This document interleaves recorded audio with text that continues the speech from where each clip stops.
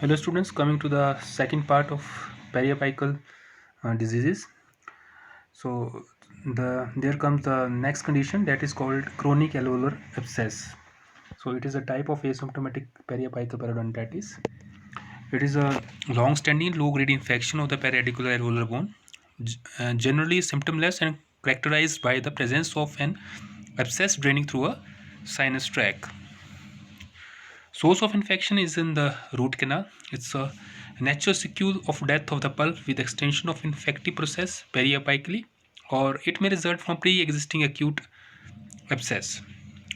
Symptoms generally asymptomatic or mildly painful, at times detected only during routine radiography examination because of presence of sinus tract which can either be intraoral or extraoral. Diagnosis: the first sign of osseous breakdown is radiographic evidence seen during routine examination or discoloration of the crown of the tooth. So there is a presence of periapical deficiency. It is differentiated from acute apical abscess or phrenic abscess only because of the acute symptoms in both the above mentioned conditions, where there is a presence of swelling and there is a tenderness on percussion of the tooth. So rarefied area seen on radiographs. Differential diagnosis from acute apical abscess and phoenix abscess. Treatment: it includes the elimination of infection in root canal, that is your root canal treatment. And once the RCT is done, the sinus tracts automatically get healed. There is no special treatment required for removal of sinus tract. Then coming to the radicular cyst or cystic apical periodontitis. Cyst is a closed cavity or sac internally lined with epithelium, the center of which is filled with fluid or semi-solid materials. They can be classified as odontogenic cyst or non-odontogenic cysts and pseudocysts. Odontogenic cysts, they are arise from the odontogenic epitheliums that may be of follicular in nature or enamel organ, or that may be from the cell rests of malices.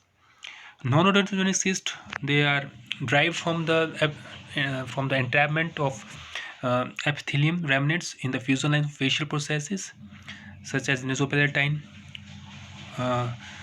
process or remnants of nasopalatine duct. Pseudocysts or non-epithelial cysts, they are bony cavities that are not lined with epitheliums. They are classified as traumatic bone cysts, idiopathic bone cavities, or aneurysmal bone cysts. So this is a diagram showing the pathogenesis of radical cyst, where there is an initiation of cyst, then gradually there is a breakdown of the cells in the center of the mass and leading to the formation of cystic cavity. Causes of radiculocyst: presupposes physical, chemical, or bacterial injury resulting in death of pulp, followed by stimulation of the epithelium rest or malices, which are normally present in the PDL. They are classified into further two types: pseudo periapical pocket cyst or periapical tooth cyst. Periapical pocket cyst contain a lining of epithelium that is open toward the root canal of the affected tooth. It was originally designated as a base cyst and is now latest called as periapical pocket cyst. Periapical tooth cyst is a epithelium lined cavity that is completely enclosed from the epithelium lining, and it is not connected to the root canal. So symptoms of cyst in general are displacement of the root tips of the concerned tooth, and there is a presence of great large periapical deficiency between the apices of the teeth. Diagnosis: tooth does not react to the electrical or thermal stimulus, and the clinical tests are negative. Radiographically, one sees loss of continuity of the lamina dura and the area of rarefactions. Radiocirculant area may be larger than the chronic apical abscess and may include more than one tooth. So there is a presence of large periapical deficiency in case of cyst. Differential diagnosis: we have to differentiate it from asymptomatic apical periodontitis, traumatic bone cyst, lateral periodontal cyst, globulomaxillary cyst, and the treatment involves non-surgical root canal therapy followed by periodic observation, and if the symptoms persist, then we have to go for the surgical intervention, that is called a cystic enucleation. Then coming to the another condition, that is called as condensing osteitis. It is a diffuse radiopaque lesion believed to present uh, a localized bone reaction to a low-grade inflammatory stimulus, usually seen around the apex of the tooth, in which there has been a long-standing pulpal pathosis. So, as you can see in the below radiograph, there is a presence of radiopacity at the concerned tooth root tip. Causes is a mild irritation for the pulpal disc that stimulates osteoblastic activity in alveolar bone instead of osteoclastic activity in cases in other periapical disease. Symptoms usually asymptomatic, so discovered during routine radiographic examinations, and diagnosis made from radiographs. And then it is an area of dense bone with reduced trabecular pattern. Mandible posterior teeth are mostly involved in case of condensing osteitis, as you can see in these X-ray radiographs. Treatment involves removal of latent stimulus. Endodontic treatment should be initiated if signs and symptoms of irreversible pulpitis are diagnosed. Then coming to the external root resorption. External root resorption is a lytic process occurring in the cementum and dentine of the root of teeth. So, in general, tooth resorption can be classified as internal tooth resorption or external tooth resorptions. Internal tooth resorption we have already discussed in the disease of the pulps. Coming to the external, it may be classified as external surface resorption or external inflammatory root resorption or external replacement resorption or ankylosis. Causes of external root resorption, they may be because of excessive forces, granuloma, cysts, central jaw tumors, replantation of teeth, bleaching of teeth, impaction of teeth, systemic disease, and sometimes idiopathic also. Symptoms usually it is asymptomatic. When the root is completely resolved, the tooth may become mobile. If the external root resorption extend into the crown, it will appear as a pink tooth, seen in internal resorption also. Root resorption of the type called replacement resorption of ankylosis, in which the root is gradually replaced by bone, render the tooth immobile in infraocclusion with a high metallic percussion sound. Diagnosis: small areas of resorption cannot be seen radiographically and histologically.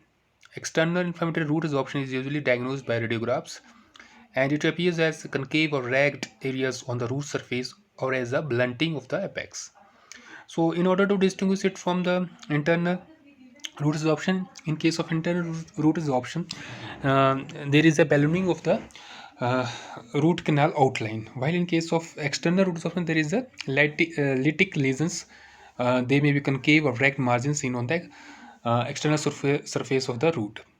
And if you change the angulation of a radiograph from that is mesial or distal cone shift, then there is a continuity of the ballooning of the root canal with respect to internal root resorption, while in case of external root resorption, there is a change or there is a shift in that lytic concave area.